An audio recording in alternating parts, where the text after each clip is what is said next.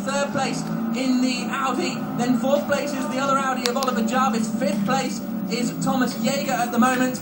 But Thomas Enger is going to be in the lead before too long. He's right on the back of Filipe Salaquada. He's looking to the outside line again. This is an absolutely sterling first lap and a half from Enger. As we go side by side again, the Lamborghini's got the overlap, almost touching as they come under the bridge. But Thomas Enger moves into the lead. The Lamborghini team, Rutter Engineering running the cars this weekend, absolutely delighted. And Enger, is he going to start to pull away now at the front of the field? As we go on board with Vanthoor, he's going to try and get past that Ferrari.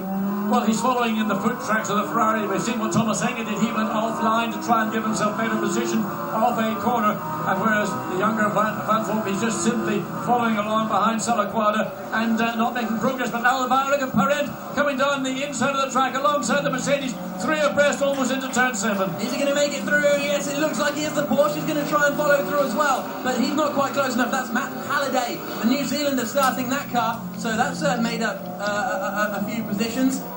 Is this going to be the move for second position here as we go on board with Vanthoor around the outside of the long right-hander at turn 4? If he can just get enough power on, he'd have the inside for the next corner, but it's not working out for him just yet. Such a tight circuit here.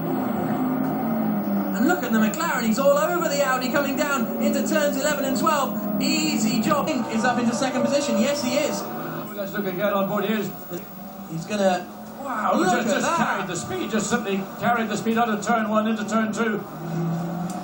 And it's side by side behind Castellacci, still trying to get past Thomas Jaeger. He's been trying to do that for the past 18 minutes, but it hasn't worked out for him quite yet as they come into the double right-hander at 9 and 10. Parent, little look up the inside. Has he got the overlap? I think he has. Will this be Parent up into third position? Yes, it is. I think he gave him just a little nudge there to try and open the door. There's Frank Stippler. He's looking to take over from Oliver Jarvis. So will they use the pit stops to try and get past that Ferrari? Although it is arguable that Tony Verlander is the quicker of the two drivers, so they might need to leapfrog the Ferrari before Verlander gets in the car. Well, I think it's going to be... Salaquada. Here's the move once again, coming out of turn 14. Didn't help, but he bumped the car at the end of the curve. There's a little drop off before you get back to the racetrack, and Oliver Jarvis had the momentum out of turn 14, the easiest of overtakes for Oliver Jarvis. Filipe Salaquada pits, so does Peter Cox, so does Michael Bartels.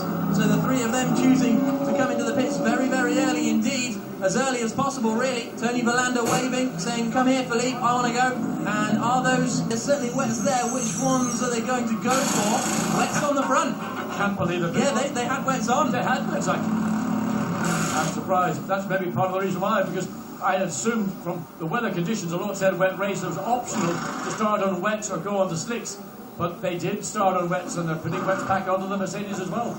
Yeah, so that's how things have transpired. It must be, there's hardly any spray being kicked up, so it must be really, really marginal. That's why we were seeing the McLaren coming down on the right-hand side of the straight, because they were